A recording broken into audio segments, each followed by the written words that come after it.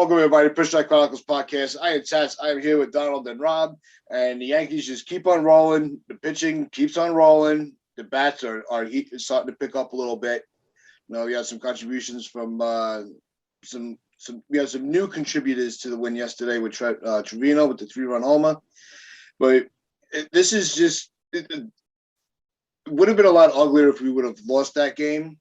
But again, they're finding ways to keep themselves ahead of the curve and just making sure that they're, let you chase us. We're not chasing you anymore. And they got out of the gate quick. Severino had a phenomenal outing. He only gave up the one hit, the home run to Santander, 7 strikeouts. You got length. The bullpen did what they were supposed to do.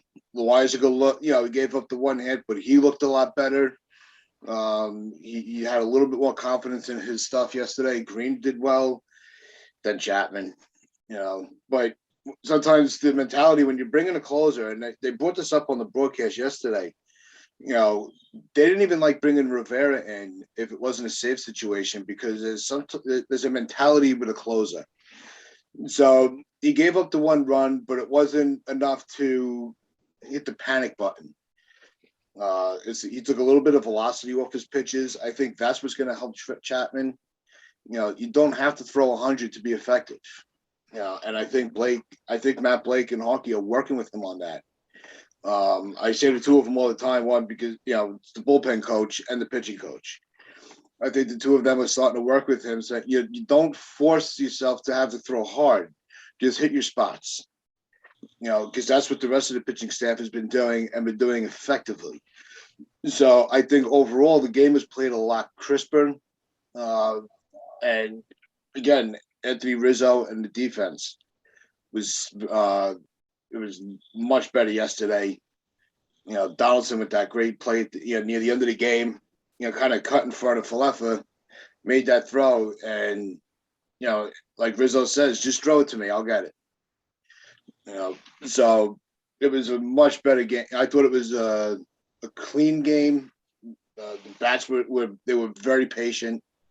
The first inning, they really made that pitcher work. You didn't get anything out of it, but the quicker you can get the starter out and get into that bullpen, you're starting to see it's starting to wear on them because that's less arms that they're going to have out of the bullpen, for the rest of the series.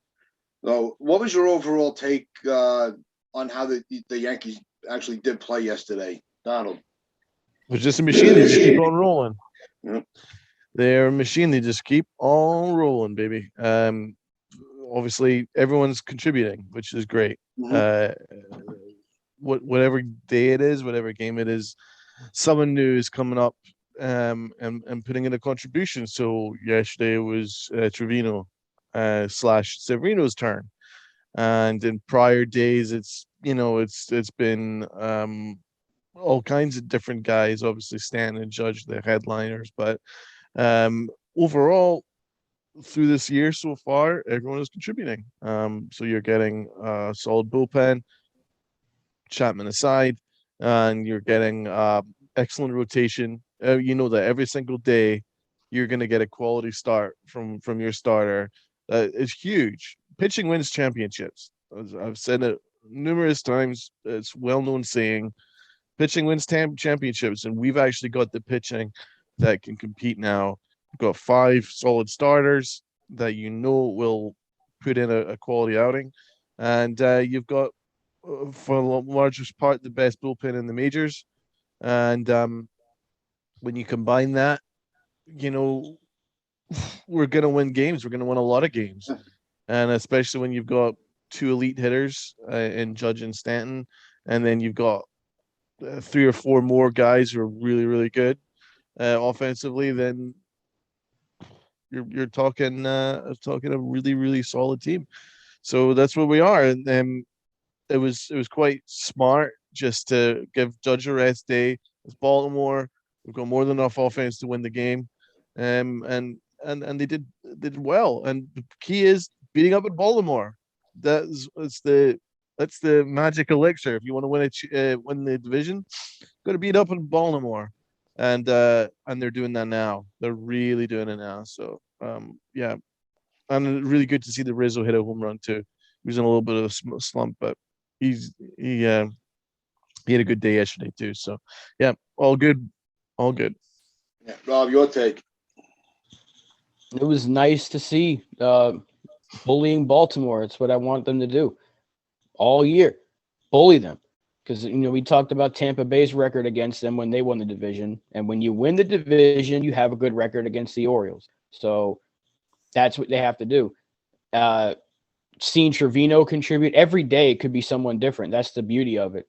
Yesterday we didn't have Judge. LeMahieu's been struggling. But then Trevino hits the home run. Gallo had a bad day, but then we get Donaldson's hot bat continues. He hit the home run. And then Rizzo, who's been ice cold, gets that big home run to follow up with it. So it's just everybody at any point in the game can come up with that hit, and you like to see it. Pitching wise, Sevy looked a lot better than he did in his last start. Even in his last start, he was able to kind of calm down after a rough beginning and give us a decent outing. And this time he looked great. Now it is Baltimore, I'll say that, but you want to see your pitchers dominate a bad lineup. Yeah. Because if he was laboring through Baltimore's lineup, you're like, there's still question marks here. But he looked like everything was working for him. Gave up the one home run. That's the only blemish. Green looked much better. Loaiza getting the double play. Everything was good yesterday. It was a good win. These are the kind of games you want to win.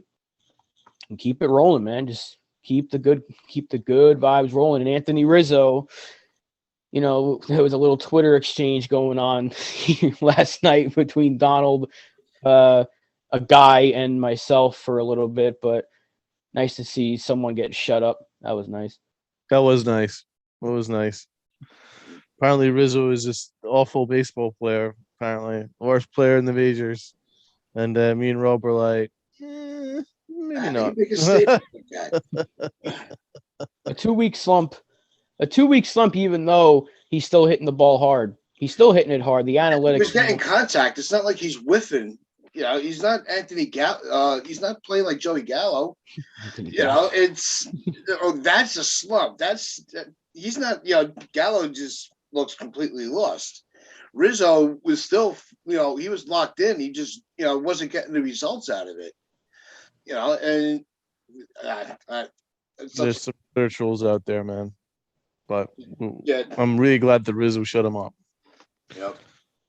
Even with Donaldson, Donald and I talked on Friday's this past Friday's episode about how we saw, you're watching his at bats, and you can see he was just on the cusp of breaking out.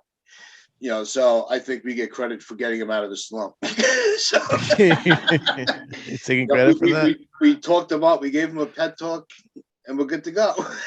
So positivity, man. Positivity. And you're seeing the lineup, and you're seeing this Baltimore, and that Judge is not in the lineup. And I'm really getting aggravated with the narrative on social media on how do you sit this guy? How do you sit Judge? Well, somebody's got to sit. Judge. Players aren't going to play 162 anymore. I think the only player that's really been in every game, I can't remember the last time he sat, wasn't even a Yankee, and that's Whit Merrifield. He's the only one that plays every day. Other than that, everybody's getting their off days. Tonight, somebody else is going to be sitting, and we're going to be, somebody's going to be complaining about that. Rob, did you want to say something? No, I was just waving off Whit Merrifield because, yeah, now you got it. Who cares about no. I thought you were putting your hand up there. Okay. Well, no, but that's just the way that the Yankees are constituted. They've got 9 regulars for 8 spots, so they gotta. Every day, somebody's gonna get pissed off that somebody's sitting. Yeah, but what's clear is Aaron Boone has obviously had a meeting with these guys, and they've all bought in because you can tell on the field they've all bought in. It's very, very clear and obvious. So, would I necessarily have it like this? No. However, obviously I'm very much a guy that I like my guys to play as much as possible. But, Aaron Boone did have a very, very reasonable argument when he was when he was questioned about it on the K show, he did say that due to the fact that we had a shortened spring training, and there's also other factors such as with the off days now we had like 22 games in like 21 days or some crazy stuff like that, then there's gonna be a need to rest guys. So I've stopped now complaining about the lineup. No, At this point, it's a moot point. A, because everyone's contributing. What does it say? It's Right. working. A, yeah, everyone's contributing. B, I can kind of see the point that, you know, it is still a long season. We're making obviously we're only dealing with what we can see at the moment, and in this short sample size, the Yankees are the best team in baseball. That's great, but we still have to carry it on right through to October.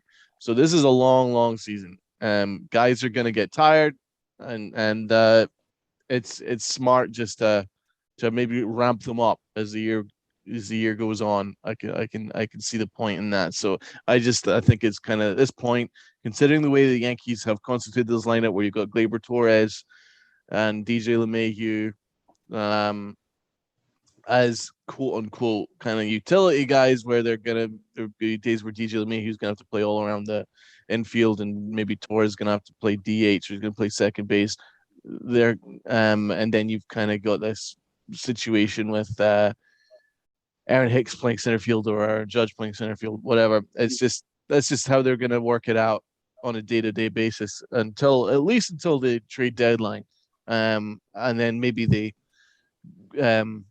make another decision. But as of right now, it looks like it's working, and there's not really a point complaining about it. If it ain't broke, don't fix it. Also, Stan and Judge haven't gotten hurt, and that was another compelling argument that Aaron Boone has raised, that since they've kind of come into this plan and where to rest where possible, they're not getting hurt at all. And what would you prefer? Would you prefer just playing them every single day and burning them out, or once every 8 or 9 days, every in games, gives them a breather in order to get them through the whole season? I can understand that argument. So, yeah, I think that I think the plan's working. Oh, the plan is working, and look at the guy you brought up a few moments ago, Tats, Whit Merrifield. He's playing every day, and he's not doing anything this year. Yeah. Meanwhile, Aaron Judge has had he's had a few days off, and he's mashing the ball. Giancarlo Stanton mashing the ball. So if this is what you have to do to keep these guys fresh, and this is what we said last year, I would rather Judge play from April to October on the active roster, even if he has to miss 20 games or whatever, just simply by resting. If that's what keeps him on the field when we need it the most, then fine. If he has to sit game 1 against Baltimore, okay. Doesn't mean he's not going to play the next 3. And we want him healthy. We want Stanton healthy. We want everybody on this team healthy. And that's the biggest question mark going into the season, was, can they stay healthy? Because if they do, the Yankees are going to win a lot of games. So far, knock on wood, it's working. Everything that Aaron Boone is doing is working. So if it ain't broke, don't fix it. Keep doing. And the two of you are looking at your phone while I'm speaking, and it's very. I'm not looking at my phone. What are you looking at down there? I had a message. I've got my notepad. I'm taking down notes. Yep. I'm listening to your points. They're very good points. You're forgiven, Donald. The other one, Mr. I'm reading a text. I'm just messing with of course, I'm messing with you too. But no, just keep it going. We give a lot of credit right now. We're giving, and deservedly so, credit to Aaron Boone, because he's had to deal with an interesting roster. And so far, he is killing it. So I never thought I'd be saying that, but Aaron Boone is killing it right now. And yeah, it's only May. We got to remember that. It's not September. It's only May. So yeah, if it ain't broke, it's hard to criticize the guy leading the ship when you're the only, you're the last team remaining with single-digit losses. Especially at this point in the season. It's mid-May, and they have and they're still in single digits. Everything is clicking, everything is working. Everybody's, the whole team bought into what they're doing because, like we've been saying, if it's not broke, don't fix it. Whatever, it's working because you're going to need these guys as rested as possible because it's, baseball's a very long season. And if you want to make it deep in the postseason, you're going to need to have some energy, some gas left in the tank. And I think that's what they're prepping for, and the formula that they're using with the 9 guys for 8 positions, it's working. They're not overusing anybody. The guys in the bullpen, normally by now we usually, last year I think by now we saw, tons of innings from guys like Licky, and you're not having to rely on these guys to give you length because you don't know who to depend on. You're able to depend on everybody, and that's what's been the forefront of the team's success this year. So yeah, keep it rolling. Right. There was a screenshot, I forgot from who, of a lineup that we had from on this day last year. And we were starting Clint Frazier, Andujar, Ryan Lamar. It was just Ryan Lamar, Gary Sanchez. Gio Urshela was our cleanup hitter. Like, it just looked a mess, and the team was struggling, right? We were losing games, and we were hovering around 500 or below 500. And if the alternative is, DJ has to sit today so we can get at bats to Torres, or Judge has to sit today so he can just have a day off, and we're still winning games, isn't that better than this person has to go on the IL, so we have to start Ryan Lamar 5 times? So, I mean, there it is. What was the guy a few years ago whose name I can't remember? Shane Robinson. Remember we had to play him like a whole week worth of games because of injuries? Do we want that? Because our 40-man is not very deep in terms of minor league depth after maybe Florial, because Castro's hurt. So after Florial and maybe Andujar, we don't really have a lot of depth there at that outfield position. So I would rather that what they're doing stick, so we keep Stanton and Judge out there as much as we can and give them the rest when they need it. Mm-hmm. No, that's exactly. The health of this team and keeping them healthy is going to be the focal point of how far they go, and keeping your big bats, out of the lineup, a couple times a week is not going. In the long run, it's going to help because you're not going to have to worry about, Judge being out of the lineup, for 2 weeks because he pulled a muscle, or Stanton. So you're able to keep you'll have the role players that are on the team, with Falefa and Trevino, Higgy, and you have your power bats with, Rizzo, Stanton, Judge, Donaldson, and you got LeMahieu and Torres in the mix that are a little bit of both.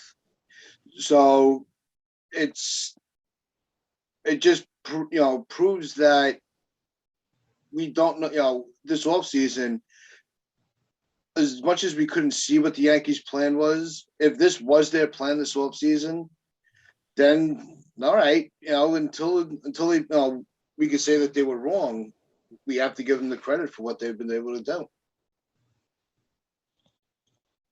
It isn't a novel concept. I mean, listen, 162 games. I mean, this is the longest season of any sport. Yep. There's not a sport that comes close to 162. English Premier League and soccer play 38. NFL plays 17. Basketball plays 82. We've got 162. That's a lot of games. You gotta adjust accordingly. Listen, this is a well-known saying, especially in the modern era. I mean, listen, what's the biggest complaint about basketball right now? Load management. That's the term that they're using. Stars rest. It's 82 games over a short space of time. So when you add a further 80 odd to complete a MLB season, there's going to be rest days.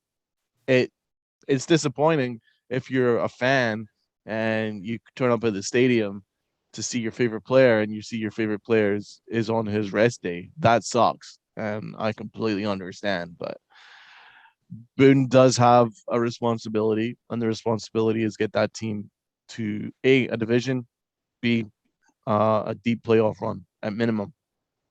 And he's got his responsibility to the entire locker room, who who deserve games as well.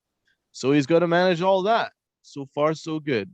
So far, so good. And to even further that, you also, if you're going and say Judge is not in the lineup, and that's who you went to see, that doesn't necessarily mean that Boone's not going to use them in a pinch hit situation, in the game if it's needed. We've seen it happen. And the pinch hitting, the guys that are coming off the pinch hit or pinch run or the defense, they're contributing. It's not like they're just standing there, just waiting out the clock. They're coming in and they're making an impact on the game. So it just further proves that Boone's keeping these guys on the ready at any moment. So the pinch hitting really has been very successful this year.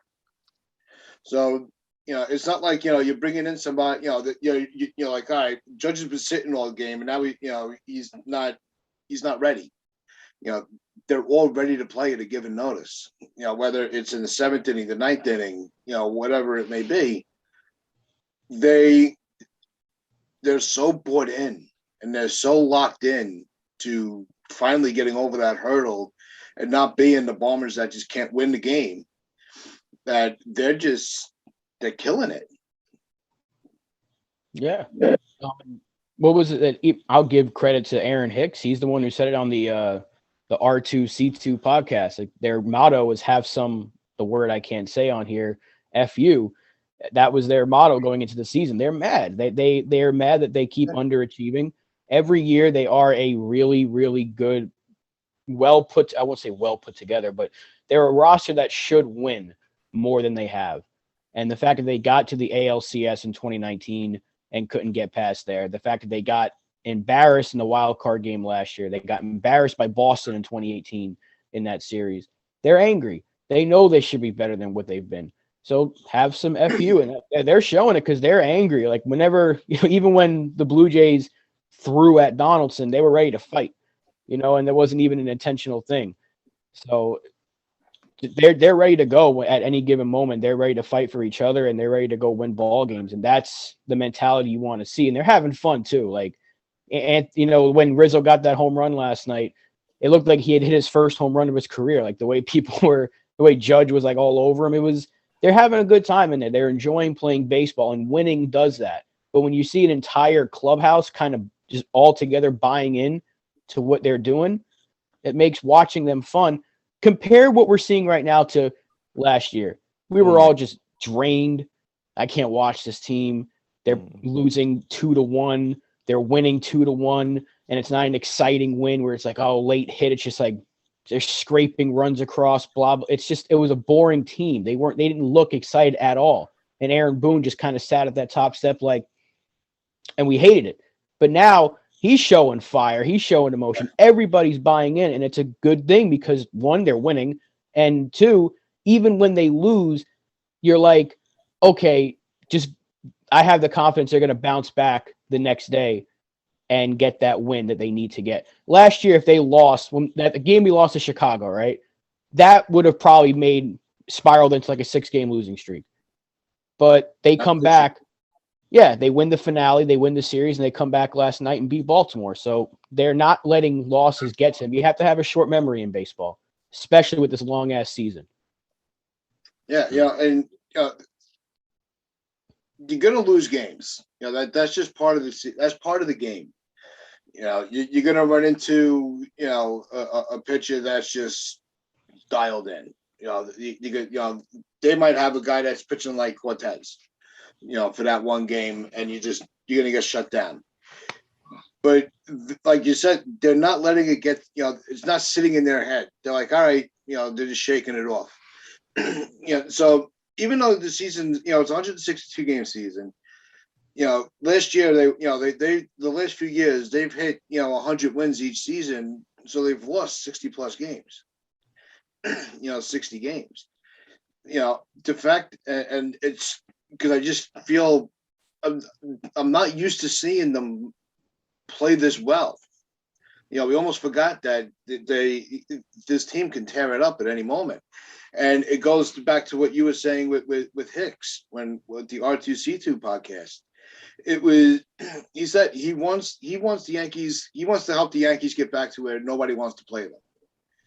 And I think that I think it's safe to say that in that space right now, nobody wants the Yankees in their field in their stadiums, because the Yankees are bringing it and they're going to fight you tooth and nail. Even if we have a little lead like last night, getting the 2 home runs in the 9th inning, it's there until the game is over. They're just going to continue going full force, and that's something we haven't seen in the last couple of years.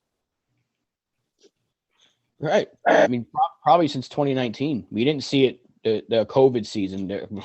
That was brutal. And last year, if it was the 7th inning and they were down by a run, you're like, they ain't coming back. That's what it's been. So 2019 was probably the last time we had that fight. And 2018 was a great year as well, record-wise. But even then, you didn't see this kind of a start. I mean, this is one of the best starts in franchise history that we're having right here. Like, it's something we have not done since, I think, 98 or maybe like early 2000s. We're like one of 4 teams that have won 25 of a first 30 some odd games since 05, and all of those teams have made the World Series. Or won the World Series. That's a good sign. So we're doing things. You also brought up the history of it, and the other thing that needs to be recognized real quick. Good point, Rob. It's a good stat. Yeah, is for the first time with all the superstars that have played in the Bronx. We now have, for the first time within the first what they say 35 games, we have 3 hitters with 10 or more home runs, and that's never happened before. And so there's something, that's something. And I say this because last year we kept saying, if they don't win, like we had, with all the triple plays that they were getting, with that 3 triple plays last year, and it's a lot of fun. We went through all that. Well, if you don't win, nobody's going to remember it. So they have to make sure that they cement themselves in history by saying, yeah, we got onto this hot start and we never let up. And I don't think we've seen this since '98, where they were just rolling through everybody. You have to think about the fact that we're seeing the history of the New York Yankees. We're seeing things that have not been done before. 3 teammates with over 10 home runs at this point. We didn't have that, and we had lineups way back in those days. We Murderers Row never had that. Yeah, not even Murderers Row. We're seeing Nestor Cortez do things that no pitcher in our team's history has done to this point. Or what? It's insane. It's insane. What we're seeing this year, and it's been fun because you're like, who would have thought the 2022 Yankees, with all the negativity that we had going into the season, the offseason was kind of they didn't pay Judge. Cashman opened his mouth 2 minutes before opening day, and you're like, this is going to be brutal.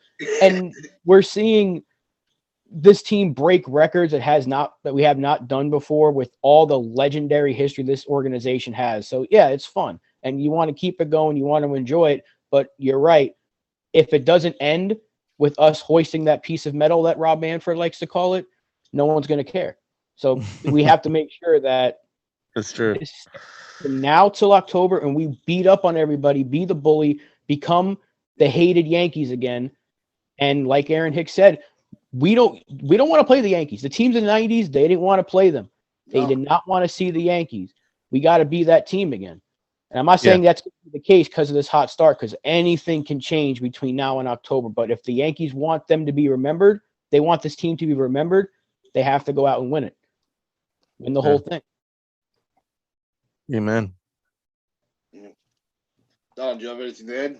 Oh, yeah. It's just 100% agree. That's what it comes down to, man. If I add further to it, then it'll just diminish the point. Points right there, man. Okay. Amen.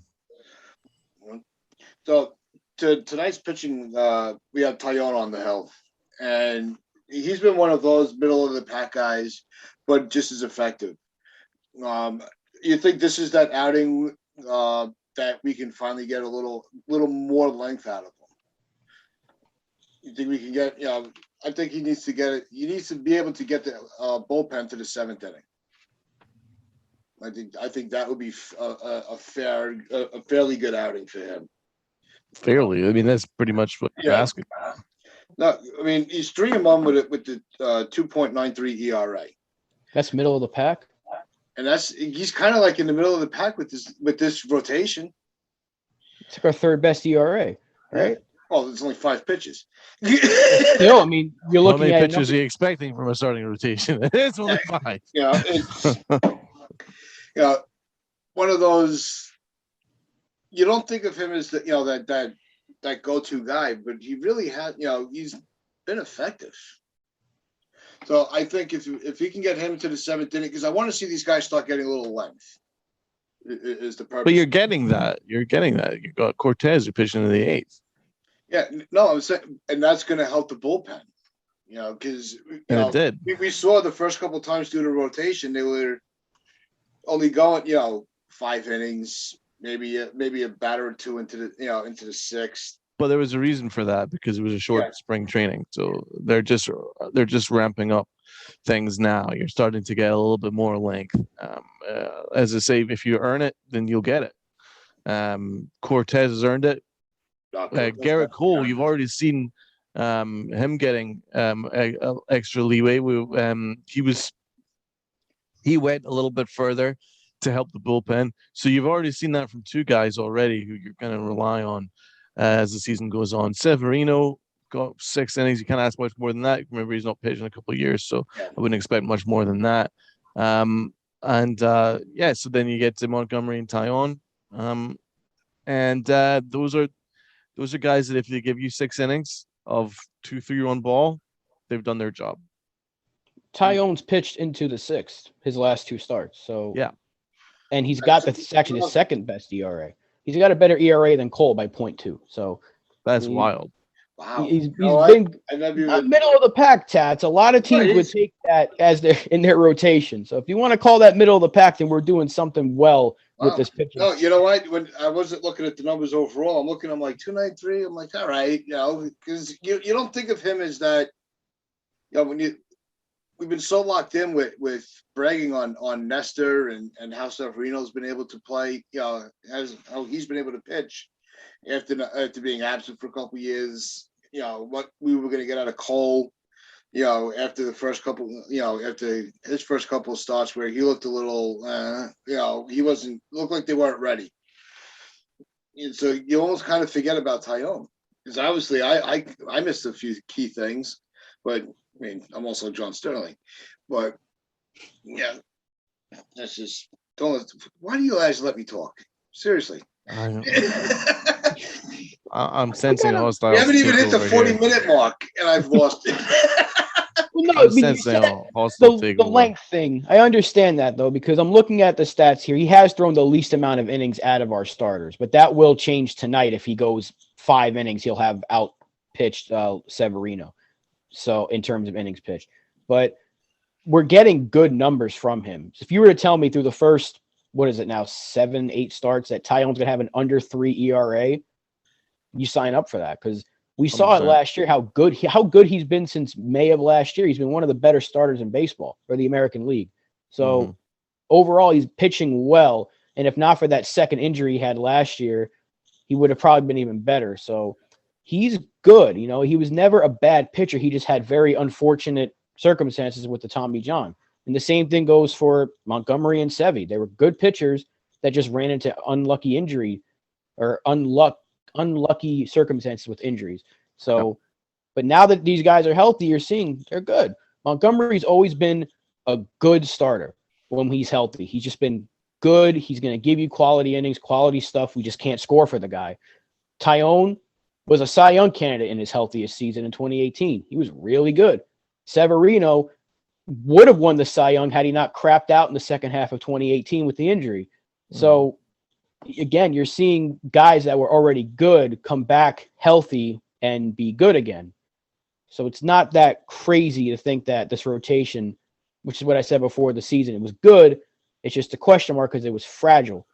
So far, like the rest of the team, knock on wood as much as you can, they've held up and it's working. That's the word of the day. It's working. If it ain't broke, don't fix it. That's the motto of the Pinstripe Chronicles.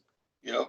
Yeah, we hold fast and true to that motto. Not sure if Tats does, but Yeah. No, I already broke it because I keep talking.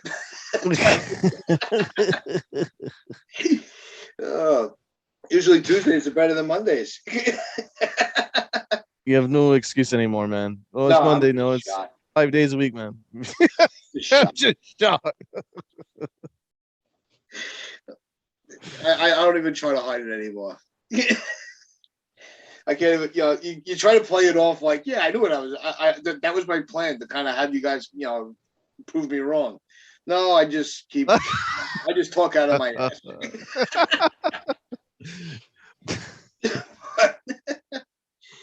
All right. Before we do sign off, I do want to give a quick social media shout out to my friend Phil, who runs an awesome group on Facebook called The House Divided, Mets Yankees Smack Talk. Live game, game threads. They go back and forth. It's really fun. So if you're on Facebook, check them out.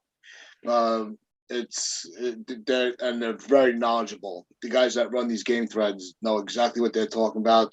In-game stats, stuff like that. A lot of contributors. So it's great conversation. So check them out if you're on Facebook. And remember, like, share, comment, and subscribe to our channel.